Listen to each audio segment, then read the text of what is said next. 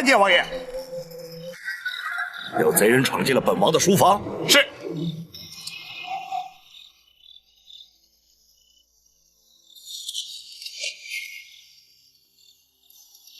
你不是王府的人。你怎么知道？因为他们不会有这种武功。你也不是一般的贼。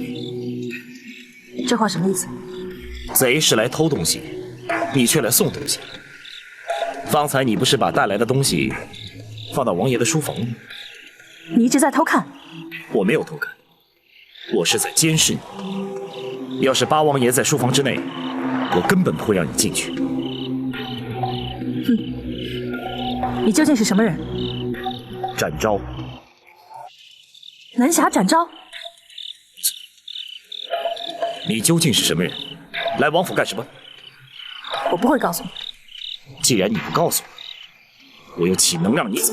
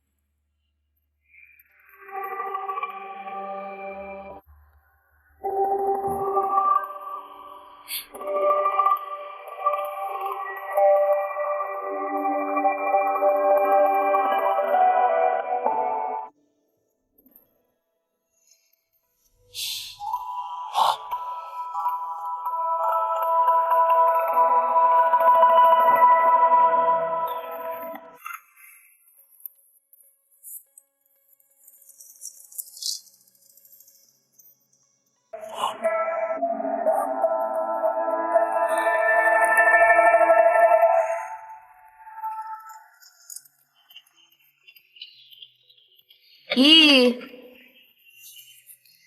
怎么样，骑不动了吧？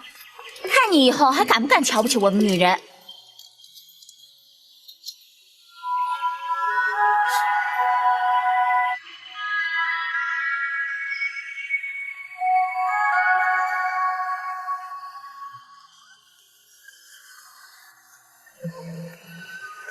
哎，你干嘛这么看着我呀？巾帼不让须眉，明珠岂容蒙尘。白灵，没想到在这马帮之中，有你这样的奇女子啊！马帮有什么不好吗？我们买马卖马是正当生意，何况将本求利更是理所应当。要不然你堂堂朝廷的八王爷，怎么会到我们马帮来挑选军马呢？马匹的买卖尽在马帮掌握之中。我为朝廷军备买马，自然要来马帮。白大当家的肯平价卖马，已经算是为朝廷效力，我又岂能有看不起马帮之心呢？我爹是看你忠厚老实，不像一般官僚那样嚣张跋扈、倨傲无礼，否则又怎肯把你留在马帮，精挑细选，把最好的马匹让给你？你爹的情谊我敏感五内，尤其这段时日能够与你朝夕相处，更是让我终身难忘。刚说你忠厚老实，你就轻佻起来了。若不是我爹让我招呼你，我才不理你呢。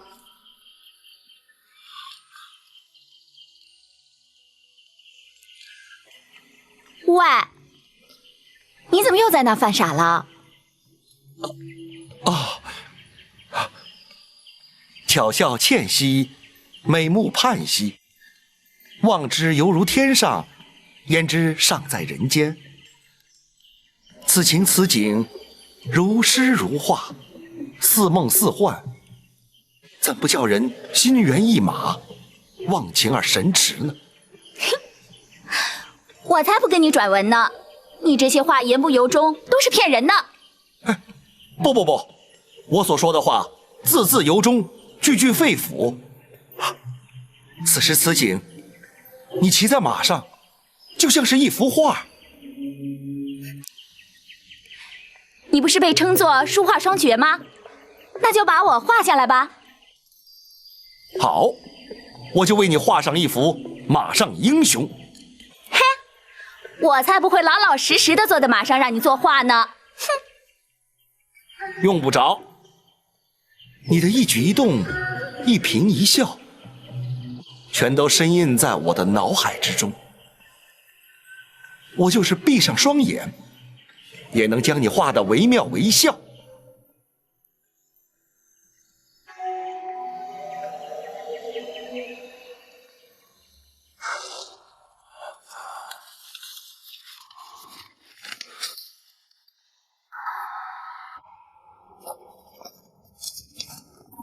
日午时10里亭。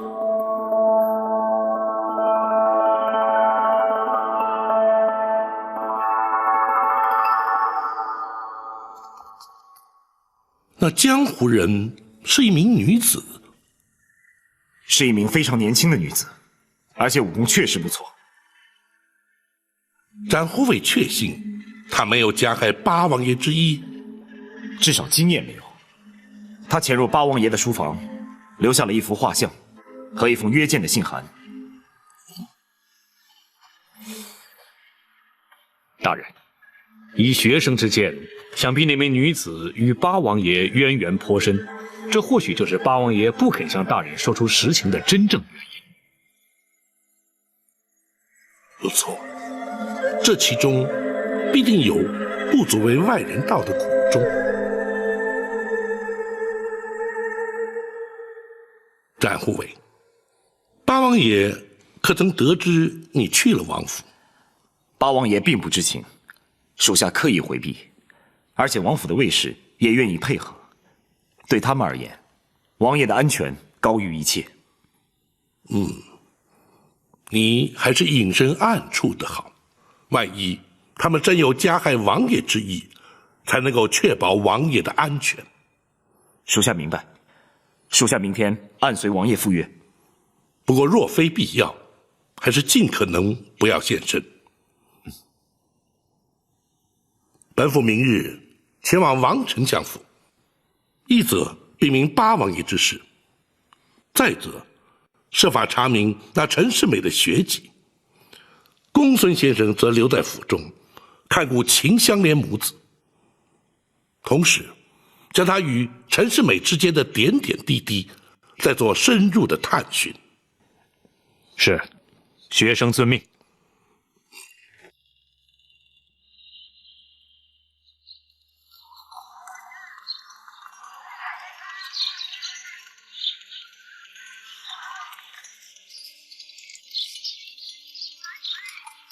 卖葫芦嘞，卖小灯笼，卖葫芦嘞。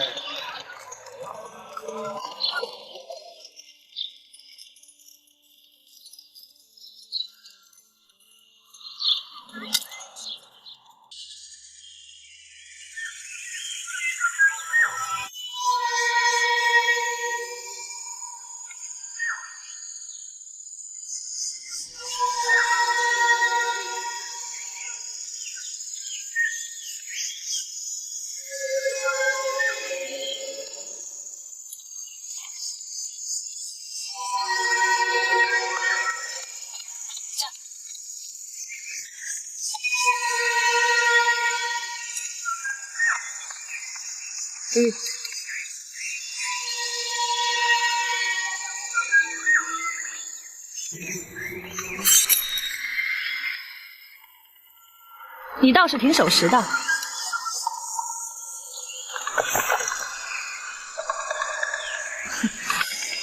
你们应该知道，拦不住我。你们都让开。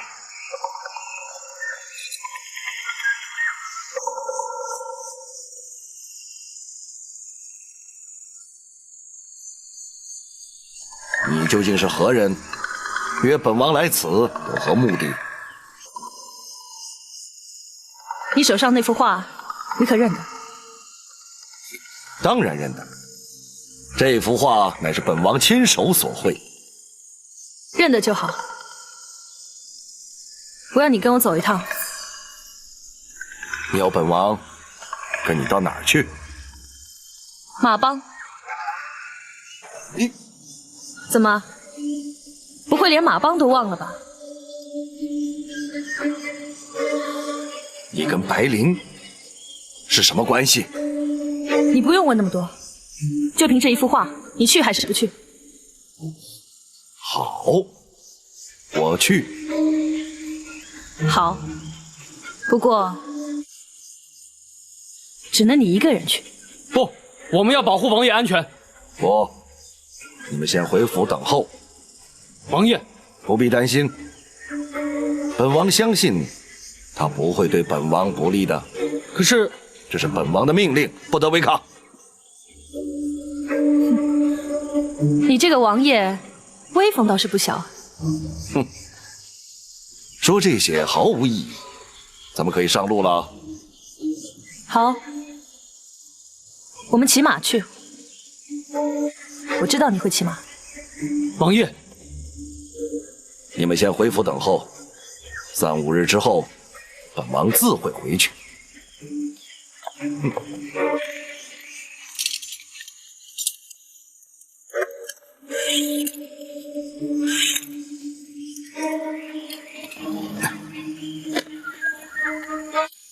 驾！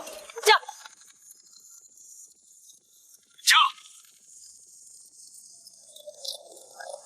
展大人，王爷的安全没有问题，麻烦你转告包大人，王爷的安全我负责。是。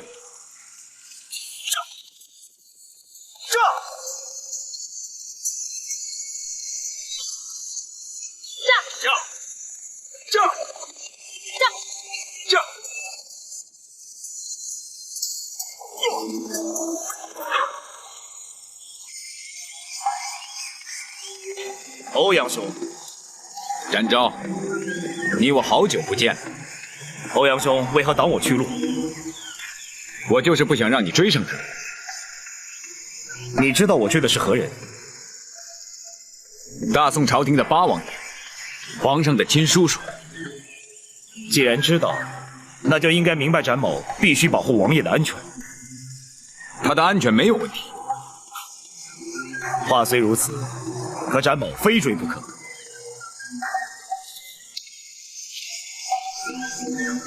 可是我非拦你不可。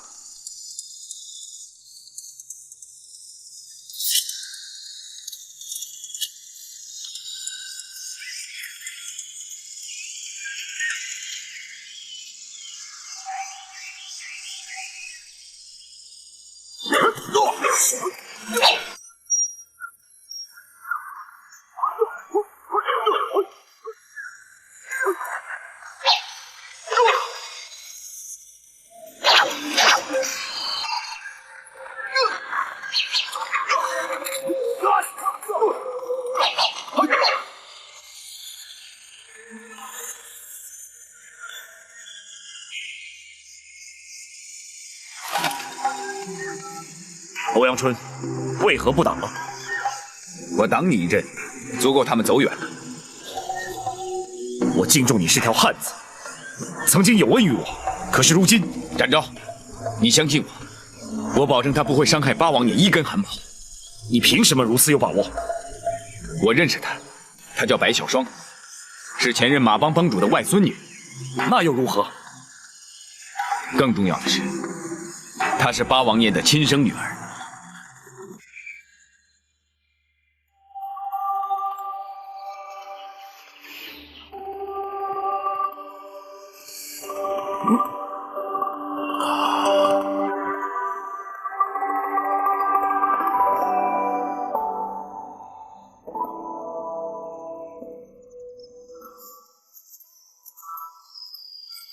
哎，给。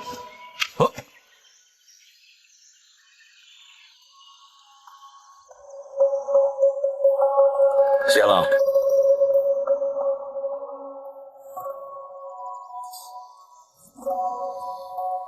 我看你是养尊处优惯了吧？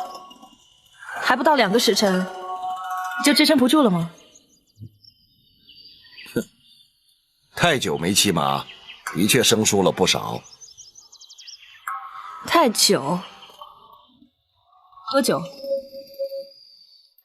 ？20年了吗？你20年前你离开马帮之后，就再也没有回去过。你究竟是谁？白灵跟你到底是什么关系？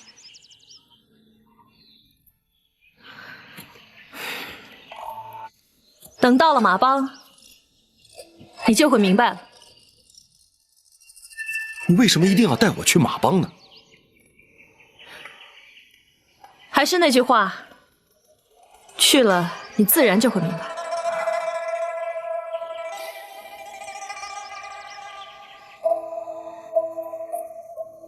我们该走了。好，我就跟你去弄个明白。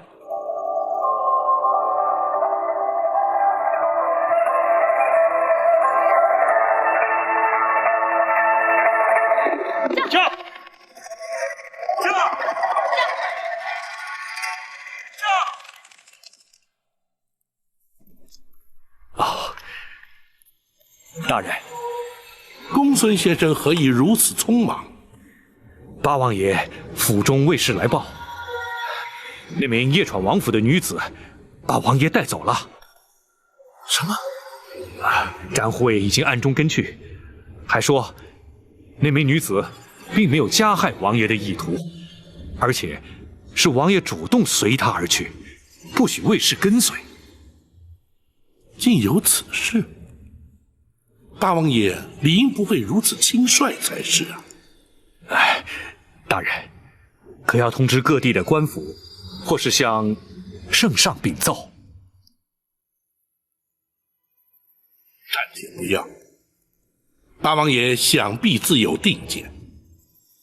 若是惊动了皇上，或是通知了地方官府，只怕反而会引起骚乱。展护卫又怎么说？展护卫要卫士转告大人，八王爷的安全，他会全权处理。那就无妨。本府相信，展护卫不会将八王爷置身险地才是。是。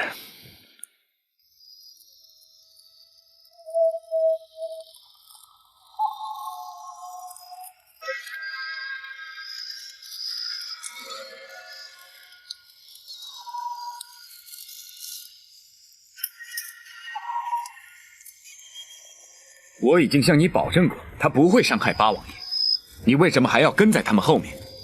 保护八王爷是包大人指派给我的任务，展某必须要确保王爷的安全。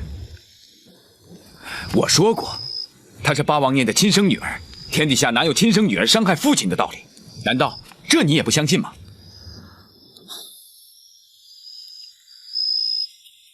不是展某不放心，是八王爷突然冒出来一个来自江湖的亲生女儿，岂不是让人匪夷所思吗？连八王爷都不知道这女儿从何而来。欧阳兄，不管是为了八王爷的安全，或者是解除展某的疑虑，你今天必须把话给我说清楚。这我也不知从何说起。那就从你为何插手此事开始吧。说起这件事，跟你脱不了关系。怎么会跟我有关？你还记得来我马帮借账册之事？当然记得。要不是欧阳兄仗义相助，包大人又岂能让犯罪之人认罪伏法？可是出借账册却犯了马帮大忌，即使当时我是马帮的大当家，也难向马帮交代。如此说来，是展某连累了欧阳兄。那倒没什么，只是出于我的自愿，所以我只好辞去马帮大当家的职位，而离开马帮。协助包大人办案是我心甘情愿，可是继任人选却十分难找，既要能够服众，还要众望所归，千挑万选，老帮主的外孙女就成了不二人选。你说的，就是八王爷的女儿？不错，她叫白小霜，是老帮主女儿白灵所生，性格豪迈，武功也不错，由她接掌马帮，谁也没有异议。既然如此，又怎么会扯上八王爷呢？小霜并不排斥接掌马帮，可是她却提出了一个条件。什么条件？白灵生下小霜就难产而死，再过2天是白灵的忌日，小霜让害死她母亲的人到坟前上香祭拜之后，才肯接掌帮位。害死白灵的人，他指的是八王爷？不错，八王爷并不知道白灵怀了他的孩子，也不知道白灵是因难产而死。这20年来，他从来没有回过马帮，也再也没有见过白灵。原来如此。小霜不会伤害八王爷，又不可能原谅八王爷。至于他会怎么对待八王爷，就没有人知道了。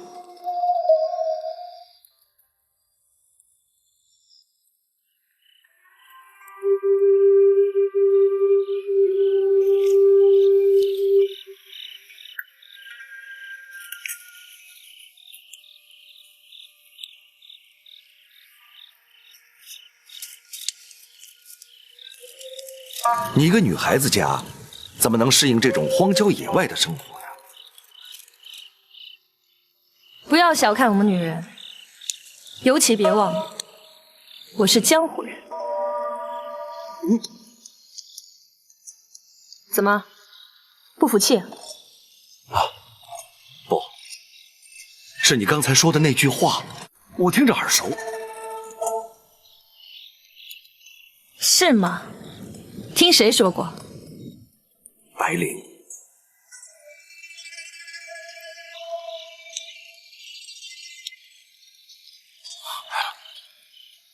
也就是这幅画的主人。你跟白灵到底是什么关系？如果关系不够密切的话，这幅画是绝不可能在你的手中。那么这幅画是怎么到他手里的？你还记不记得？不会忘，恐怕到死我也不会忘怀。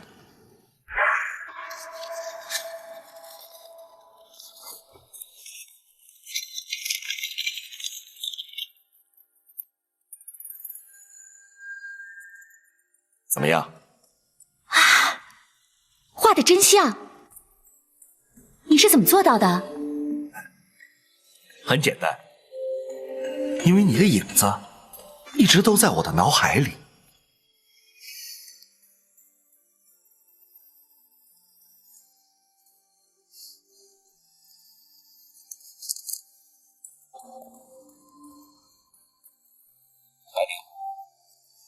我将这幅画送给你，你会将它永远留在身边吗？我会永远留着它，直到我死的那一天。哎，你才多大年纪？哈，不过肯定到那个时候，我恐怕已不在人世了。哎，你可别这么说。虽然你比我大10几岁，但是你贵为王爷，当然日子过得比我好了。哎，所以我想你一定会长命百岁的。不，我可不愿应了那句话：“老而不死，谓之贼呢。”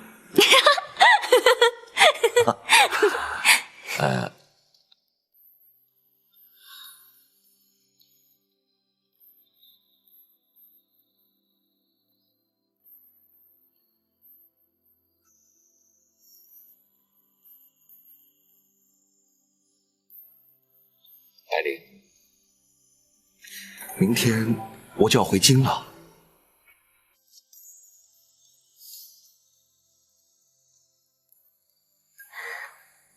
我知道。是否能够再见？我们是否能够再碰面？如今是无法预测的。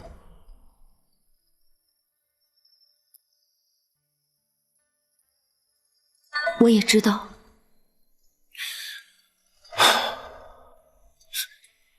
谢谢你，这些日子一直陪伴着我。你为朝廷选购军马，我为马帮招待你，理所当然。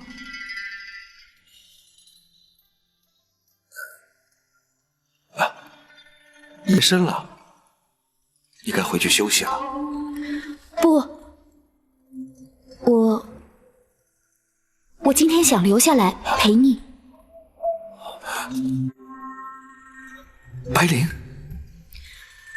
我是江湖儿女，不惯矫情作态，可我还是希望你不要看轻我。我永远都不会看轻你。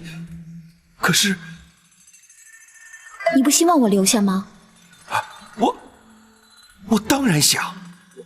那就好。可是，你知道我早有妻室。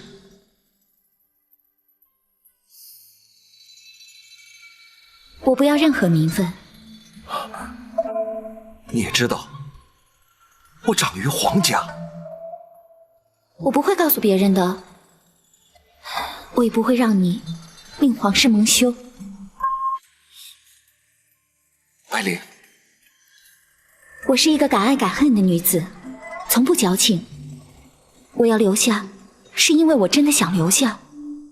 我不知道以后我们还有没有机会再见面了，但是我永远会记住今晚这一刻。白灵，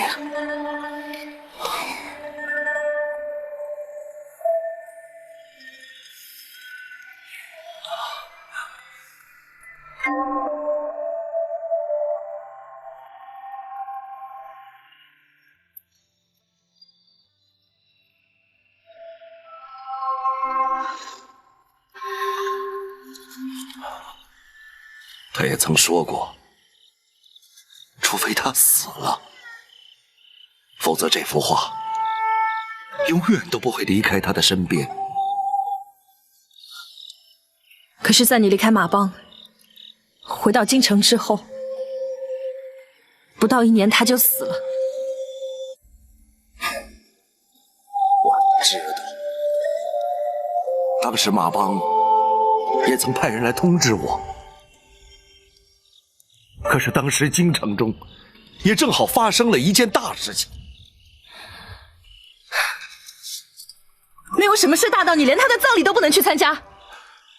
这关系到我赵家家族血印存续、大宋江山正事的问题，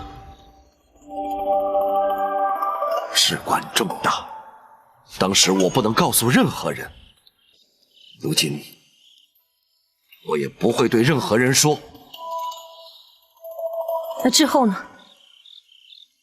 办完了你所谓的大事之后，你为什么都没有到他的坟前去上炷香？时过境迁，我已经不能再去。如今，我正试着把这段往事给忘了。你也的确是忘了。不，我没有忘。你不要再说了。天下乌鸦一般黑，所有的男人都一样，喜新厌旧，薄情寡义。这件事跟你有什么关系？你怎么会认识白灵这个人？你跟马帮有什么关系？我已经说过，等你到了马帮，你自然就会明白。在这之前，我是不会告诉你。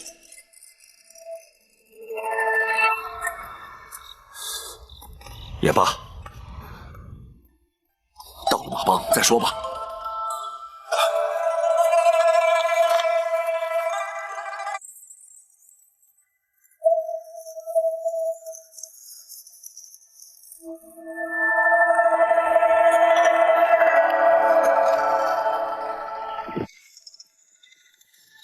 驾！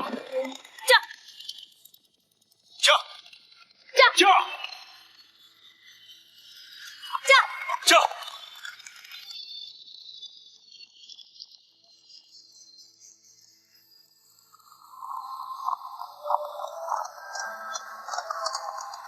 你不用着急，等到了马帮再说。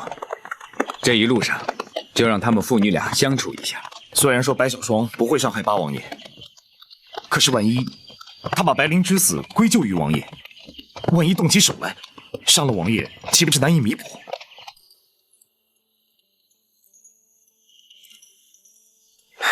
小霜虽然个性倔强，以我对她的了解，她绝不会做出像你说的那种情形。你只是希望他帮你接替马帮，你对他的为人心性又了解多少？相信我，普天之下，除了他外公之外，我是他最亲近的人。你和他竟有如此渊源？他的母亲白灵，曾经是我的未婚妻子。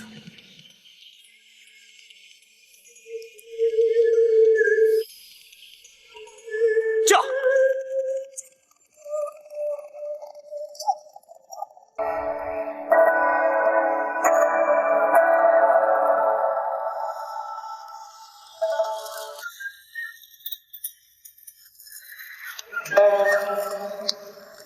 我只知道欧阳兄是马帮的大当家，没想到你和马帮还有如此深厚的渊源。江湖上一直不明白，北峡欧阳春怎么会接掌马帮？除了马帮的老人之外，无人知道我和白老帮主的关系，更不知道我差点成为他的女婿。连白小霜也不知道。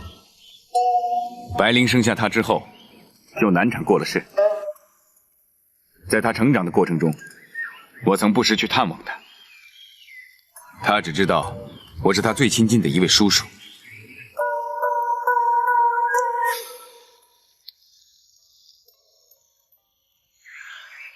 你不想知道当年的事情吗？詹某好奇心一向不大，这是欧阳兄的私事，你不想说，我也不好多问。南侠展昭果然不同于一般人。这件事埋藏在我心底已有很多年，无人可说，可又不吐不快。今天我主动跟你说，你可愿意听？既然如此，詹某洗耳恭听。好，那我就话说从头。想当年我初出江湖，不知天高地厚，白老帮主执掌的马帮在江湖上颇负盛名，于是我就登门独闯。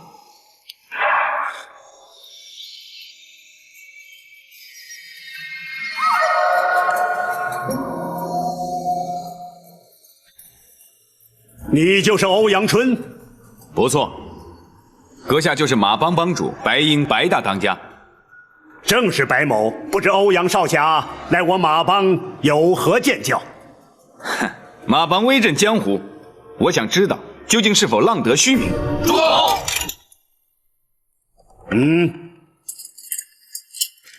年轻人不要太过狂傲。所谓人外有人，天外有天，江湖中讲的可是实力。那我就看看你马帮有多少实力。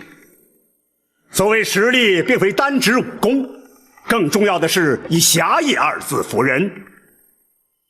哼，好，那就让我试试你们马帮的武功。住口！欧阳春，哼，你不要目中无人，在我马帮撒野。爹，让我来试试这小子究竟有几斤几两。哼，看来马帮果然没人了，居然一个女流之辈也敢强出头。不要小看女人，好吧，就由小女白灵和你比试一番。哼！马帮卧虎藏龙，高手众多，怎么会让白灵来跟你比试呢？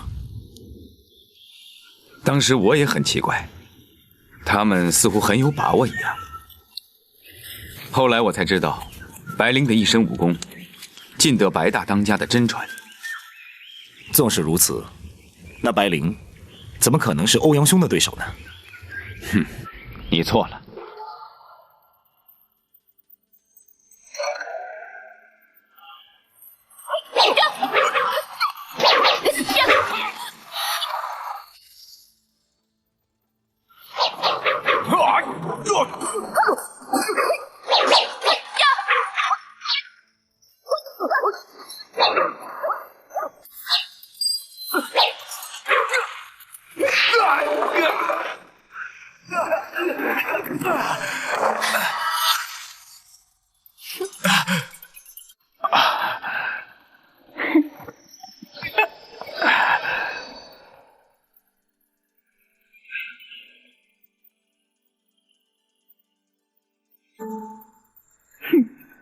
如今你该知道马帮不容人侵辱了吧？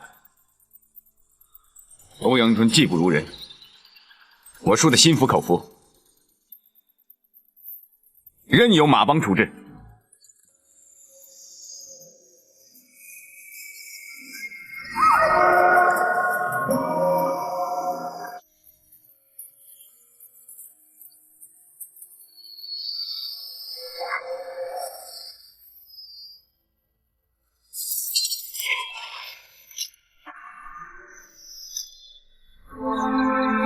胜败乃兵家常事，不过马帮从不蓄意与人为敌，又何必对你做任何处置呢？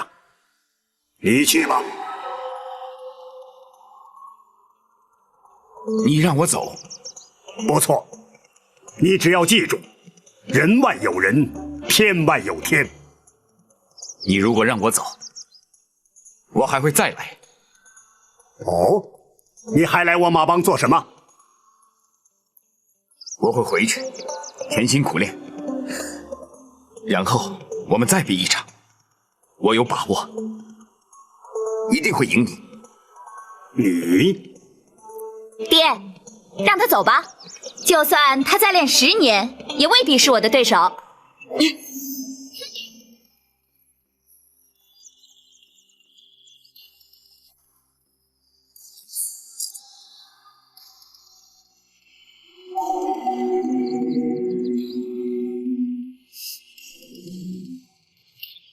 欧阳春，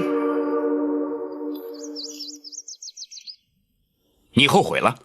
不，老夫只是想和你谈谈。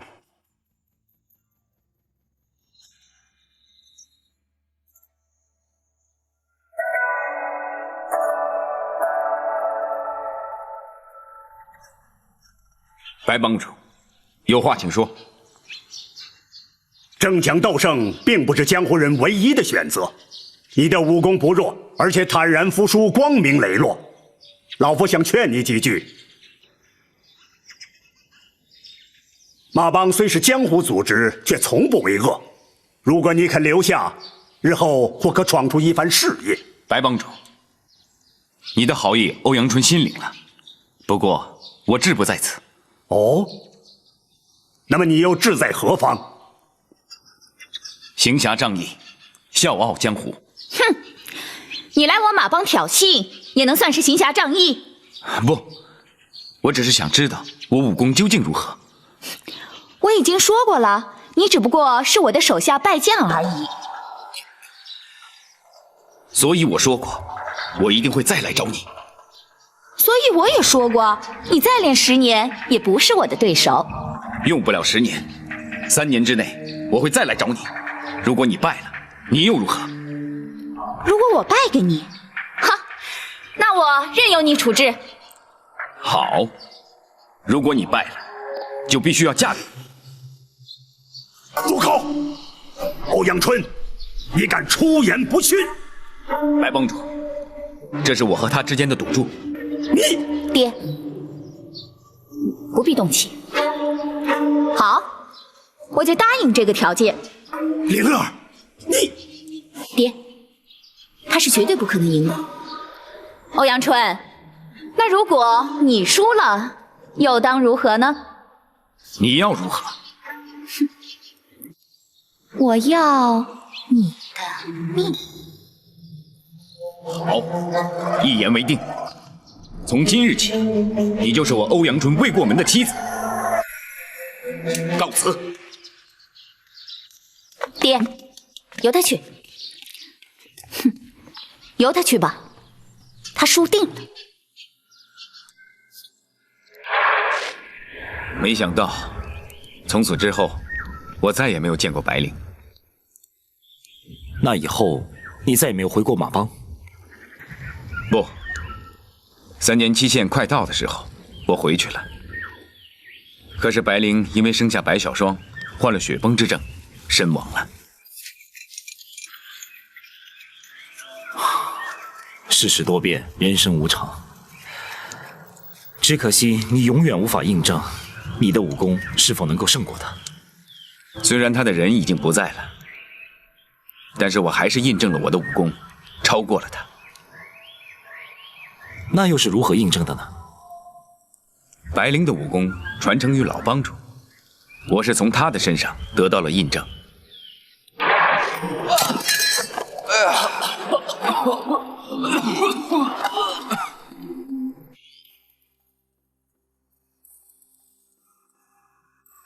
欧阳春，白帮主，久违了。你毕竟还是来了。我还有一场生死之约没有履行，我怎能不来？白灵呢？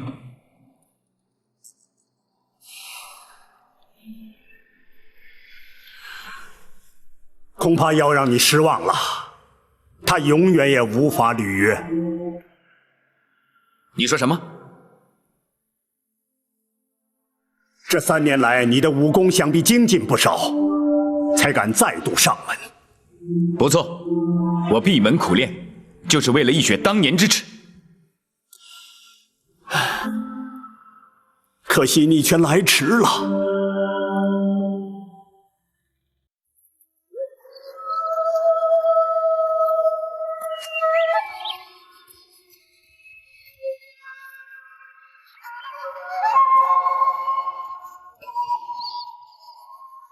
他已经去世2年了。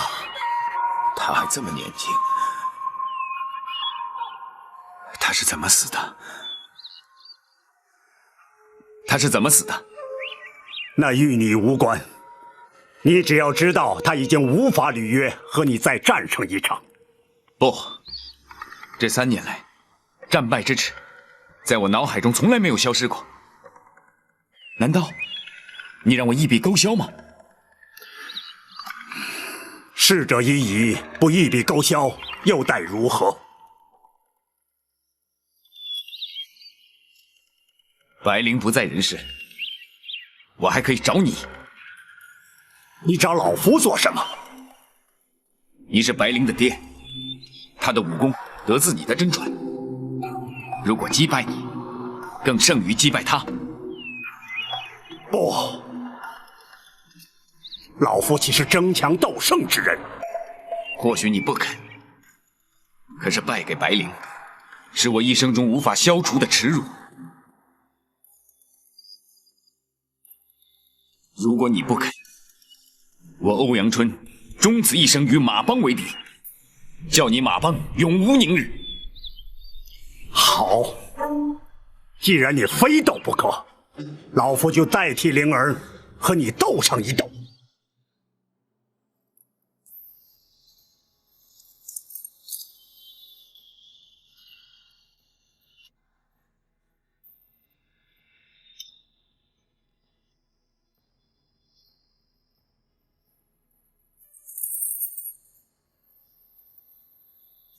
你用什么兵器？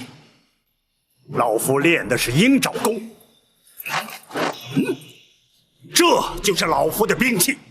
得罪了。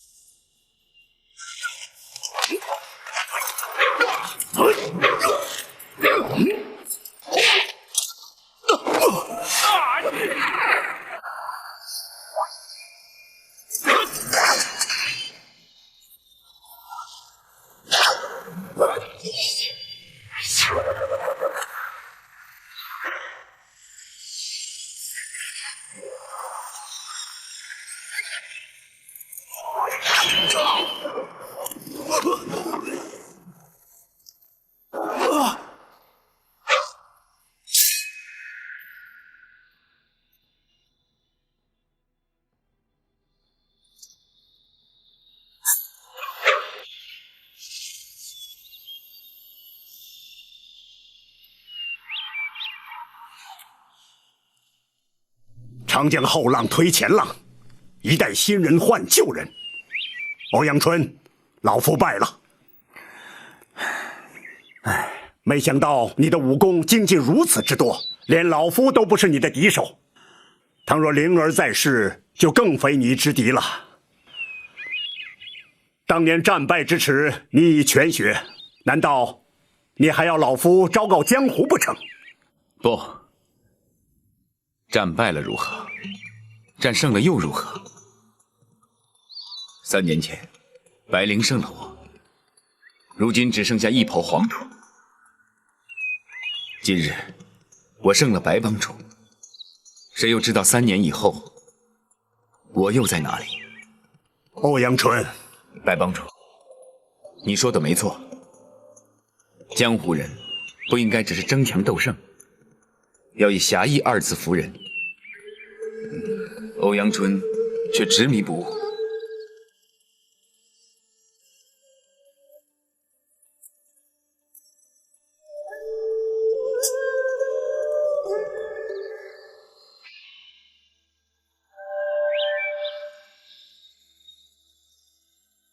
白灵，3年前一战，你让我潜心苦练，今日跟白帮主一战，却叫我如当头棒喝。从今天开始，欧阳春不再计较胜败得失。今后你作何打算？可愿意留在马帮？不，我志在行侠仗义，笑傲江湖，这一点恐怕永远都不会改变。不过由你父女2人身上得到的教训，却让我终身受益不减。欧阳春多有失礼之处，还请白大当家的不要怪罪。告辞。且慢，抛下过去的恩恩怨怨不论，你可愿交我白鹰这个朋友？白帮主，你虽不问，老夫也要告诉你，白灵是因难产而亡，留下一个2岁的孤女。我祖孙2人相依为命，若多了你这个朋友，相信灵儿在天之灵也会感到安慰。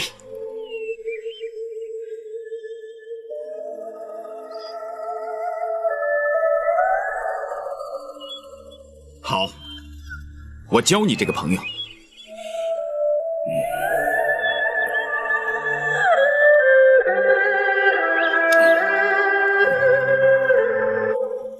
从此，我和马帮帮主结下了忘年之交。多年以来，在江湖上闯下了个北侠的虚名。可是，我不时回马帮，和他祖孙俩见面。老帮主告老退隐，我就接下了马帮的帮主。如今，我交还给白小霜，叫他继承祖业。今天这件事，要不是从欧阳兄口中说出，詹某还真不能相信，欧阳春和马帮还有如此一段往事。故事讲完了，我们也该赶路了，不然就来不及了。欧阳兄，此话怎讲？我怕小霜会对八王爷不利。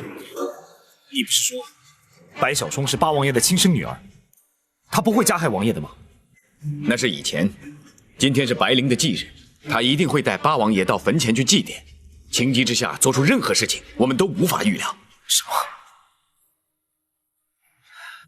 他对八王爷抛弃他们母女俩耿耿于怀，必须让他们亲自解开这个心结。这也就是我一路陪着你跟踪他们的真正原因。只有你才能阻止他伤害八王爷。老帮主跟我都不便出手。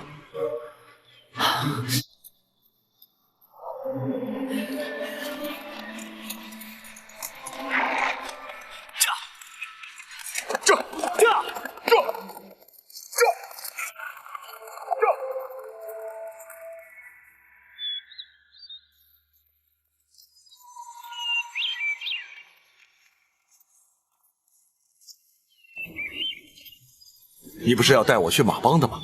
到这儿来干什么？我是带你来向一位故人祭拜。啊？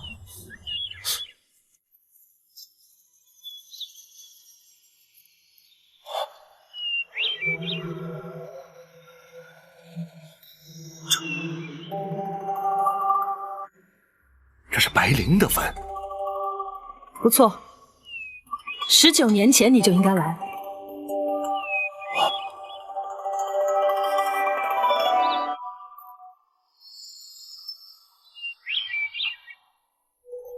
白小霜，这白小霜又是何人？她是白灵的女儿。她怎么会有个女儿呢？我就是白小霜。你是白小霜？那你爹是？我没有爹。我娘在生下我之后就雪崩而死。这19年来，你从来都没有在她坟前上过一炷香，甚至连她死了，你都不肯来看她一眼。不，我曾说过我当年不能来的理由。不管你有什么理由，都没有人会相信你。我今天带你来，只有一个原因。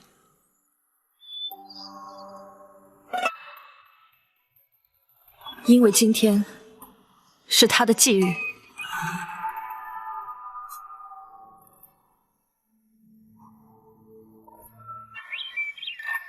白灵，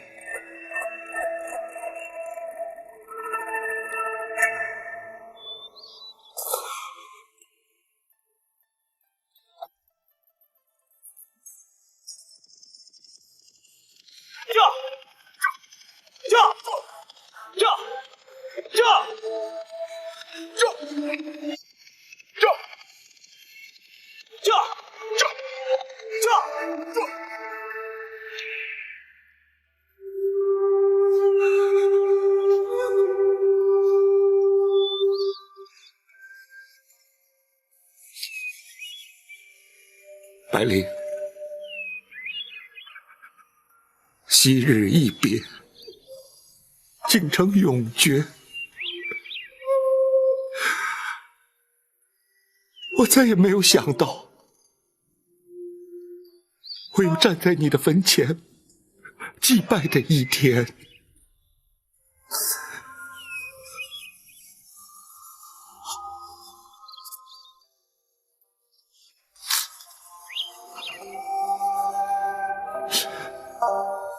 义弟究竟是谁？他可知道你娘所为他遭受到的不幸？我说过我没有爹。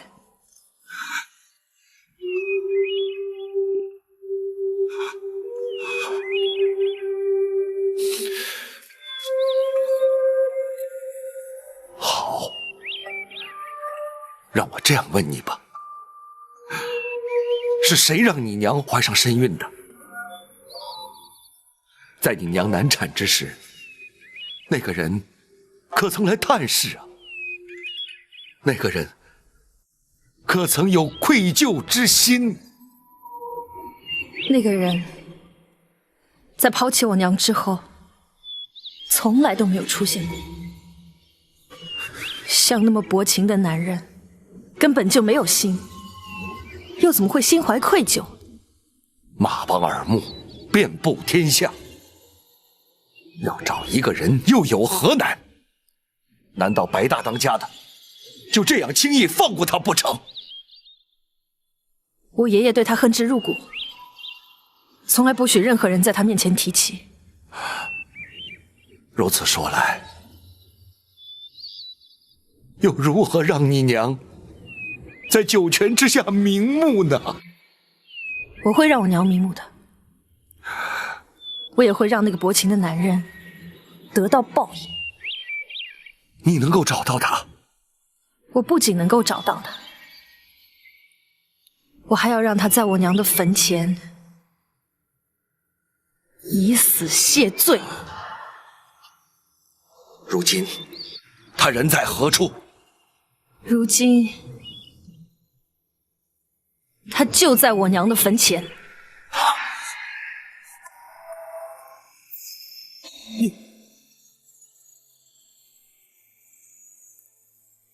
你是说我是你爹？我说过我没有爹。今天我就要拿你的性命祭奠我娘的在天之灵。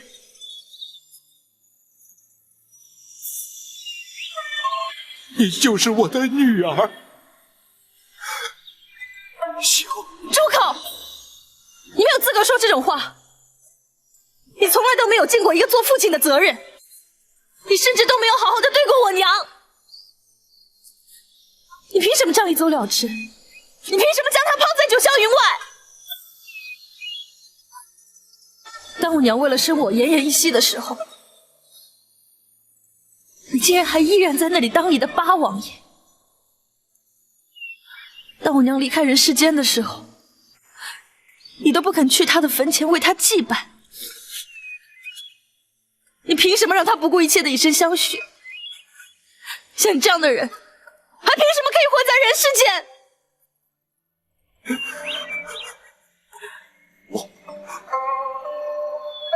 我不知道，白灵，我是真的不知道。我不知道她怀了我的骨肉，我更不知道她还因此而死。若早知道，我会不顾一切来找你的。不要找理由，这不过是你担心死在我剑下找出来的借口。不是在找借口，我是真的不知道。不管你信或者不信，如果你要对我动手，我不会有半点善意。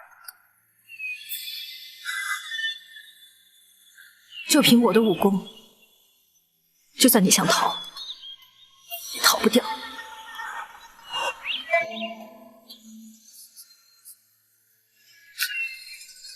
问世间情为何物？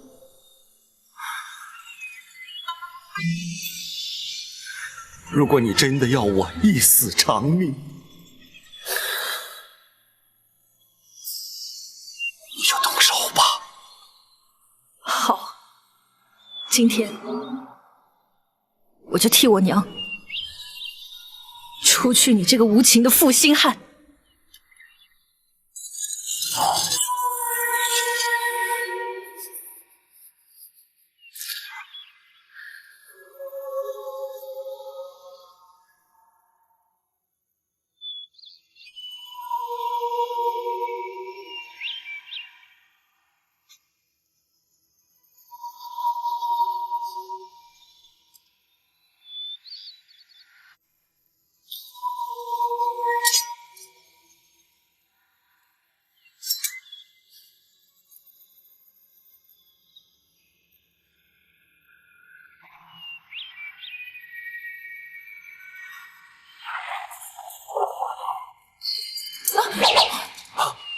战护卫，王爷受惊了。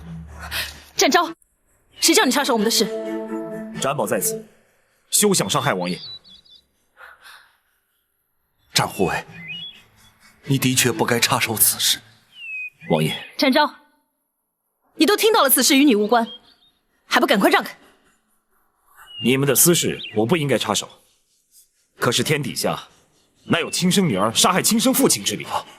光凭这一点，展宝非管不可。我就不信你能挡得住我！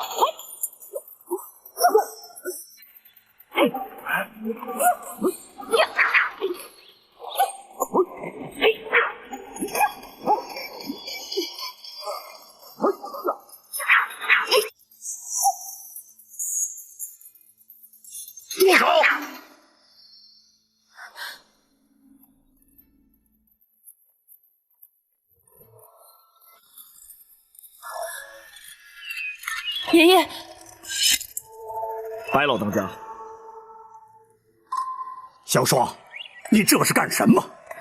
爷爷，我要拿他祭奠我娘的在天之灵。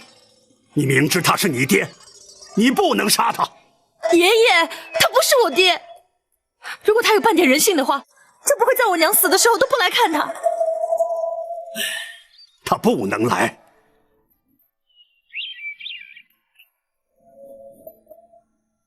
为什么？因为我不准他来，更不准他来上坟。死者为大，我们不该在这里惊扰灵儿的灵魂。回马帮去，让我们把这20年的恩怨一次说清。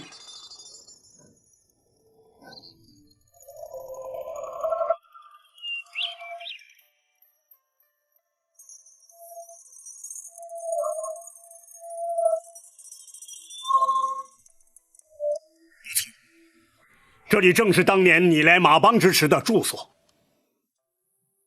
当年的一切由此开始，也该在这里结束。爷爷，我在等你说清楚，为什么我不能杀了他？那你就必须了解当年他来我马帮的情形。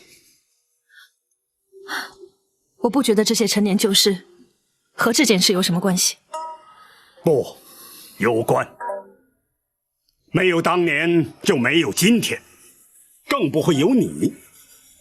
当年，朝廷为充实军备而购买军马，马帮虽为江湖，却也为朝廷尽点力。于是，当年的八贤王就亲自前来马帮。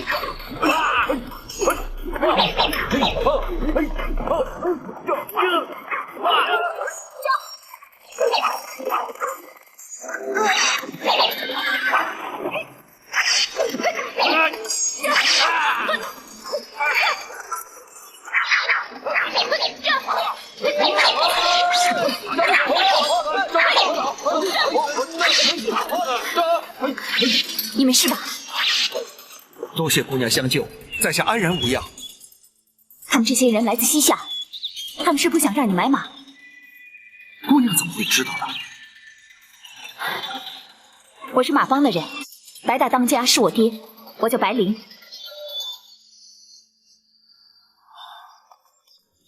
这边请。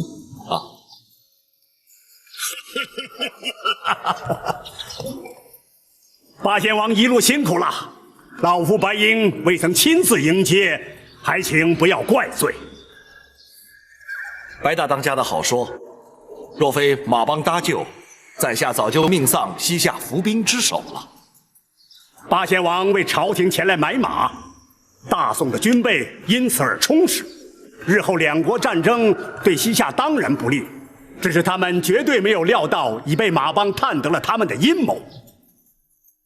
这都是白大当家的领导有方，同时，白大当家的又肯为国为民贱价出售马匹。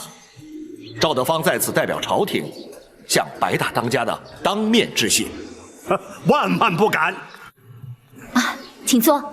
八贤王乃是大宋皇室王爷之尊，白鹰一介江湖草莽，没有大礼参拜，以示失礼，又岂敢当八贤王一个谢字？朝廷礼制本就不急于江湖，同时白大当家的愿意为国为民，协助朝廷充实军备，实属难得。在下也不敢以王爷自视，请白大当家的以朋友论交。好，的确不愧为八贤王，白鹰由衷佩服。不过挑选良驹还颇需时日，还得请八贤王在马帮委屈几日才行。西夏行刺阴谋不会轻易放弃，在此期间，八贤王的安全当由我马帮负责。灵儿在。八贤王的安全就交给你了。是，包在我身上，只要有我在，谁也动不了他。小女白灵武艺高强，除了保护八贤王之外，也可利用空闲之时充作向导，看看西北的风光。那就有劳白姑娘了。哎，如果你真的要和江湖人交朋友的话，那不能那么客气啊！你可以直呼我的名字，叫我白灵。是，在下恭敬不如从命。这就是当年的情形。你娘就在那时和王爷相识。人非草木，孰能无情？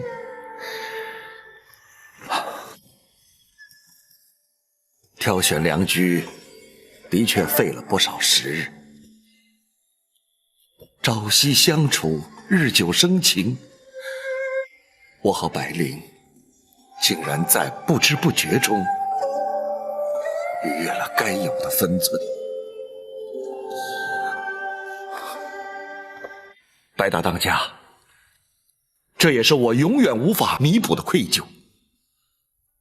唉，这也是当年老夫不肯原谅你的原因。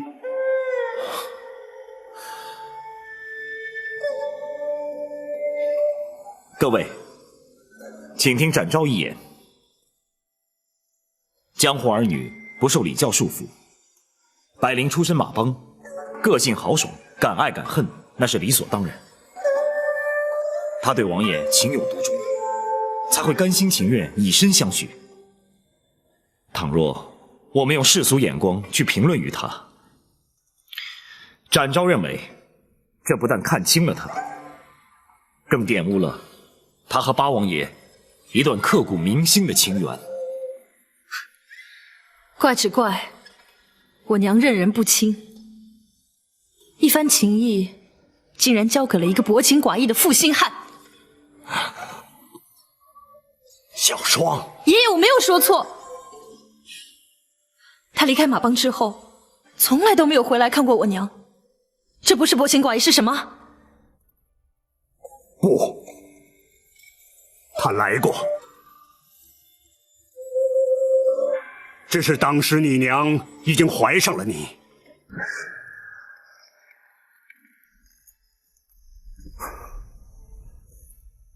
白大当家的，你为何不让我见他？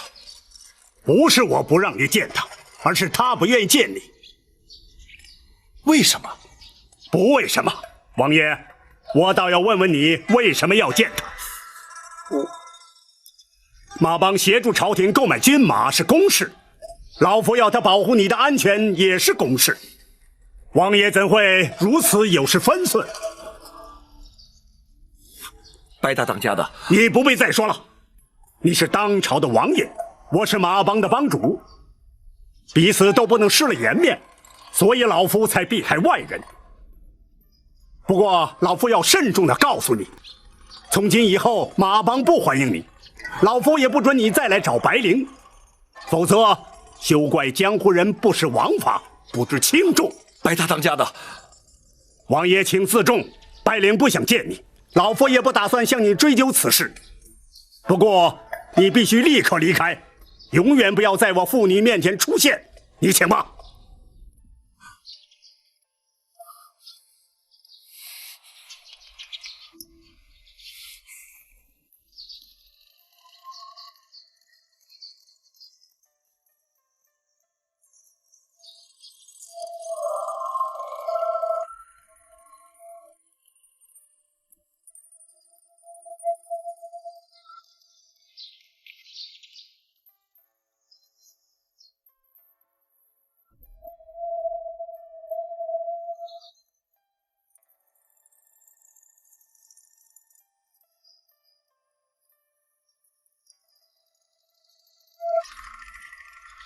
他走了？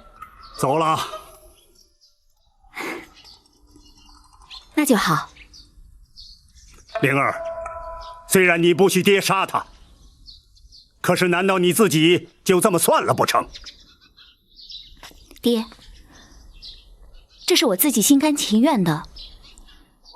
女儿本来就没有打算让他负责。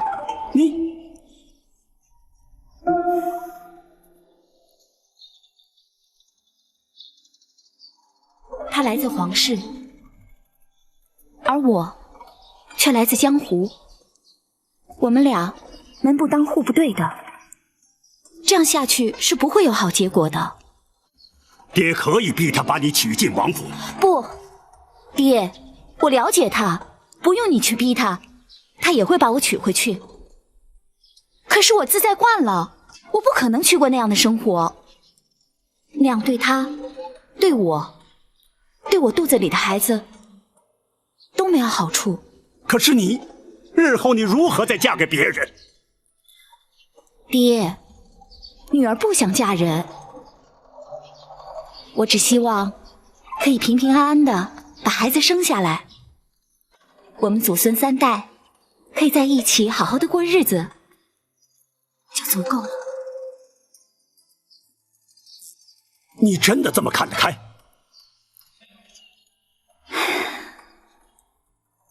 这不是能否看得开的事。爹，能怀上他的孩子，我就心满意足了。我不在乎别人是怎么看的，我只知道我爱这个孩子，并且我会把他好好的抚养长大。爹，这才是女儿真正想要的。唉，你的想法始终与人不同。既然你早已下定决心，爹就一切依你。原来那时他就已经怀上了小双，这就是他不肯见我的原因呢。不错，灵儿一向有主见，老夫也知道，对他勉强不得，只好由他。好，就算当时不见他是娘的主意，那为什么娘过世之后，他还是不肯来？小双，那是爷爷不准他来。爷爷，如果他像娘对他一样那么好，就该不顾一切的过来看他最后一面。不，他也曾经试图要来。白大当家的，不，我必须告诉小双，这个责任不该由你来扛。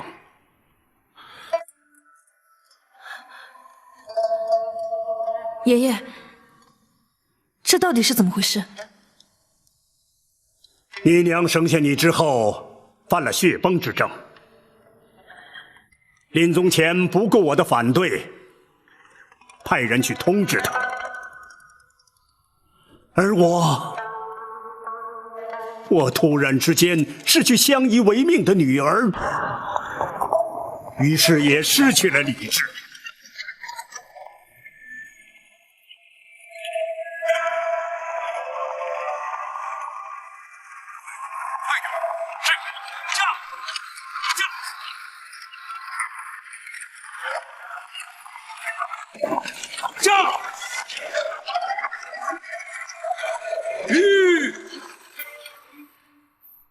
怎么不走了？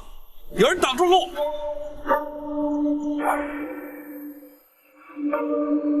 白大当家的，回去！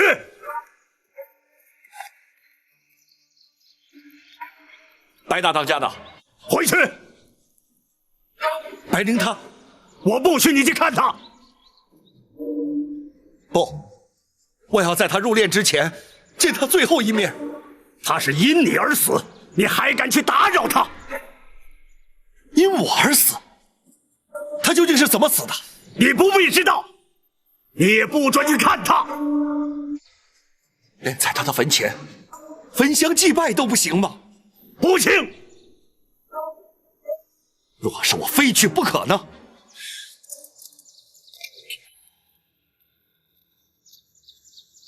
我就杀了你！你就是杀了我，我也要去。好，到来！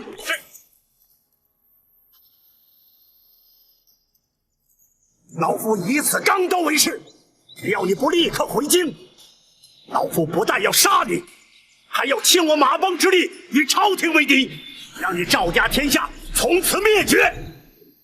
如违此事，如同刺刀。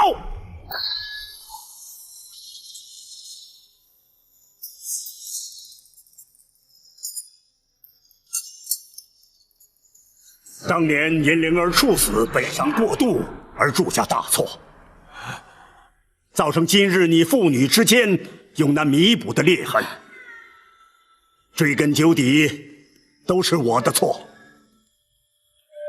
小双，希望你能原谅爷爷。爷爷，我不怪你。白姑娘，八王爷与令堂只有爱情，并无怨恨。如今你也该认父归宗了吧？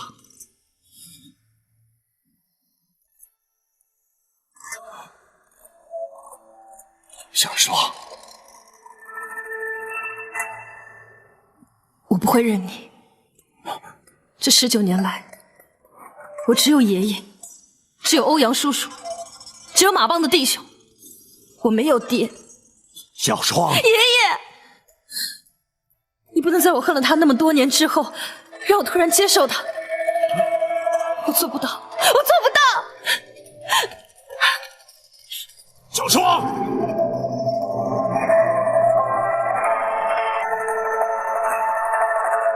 老夫实在没想到会成为这种局面。不能怪他。若要让小双认我这个爹，就要靠我自己努力去争取。唉。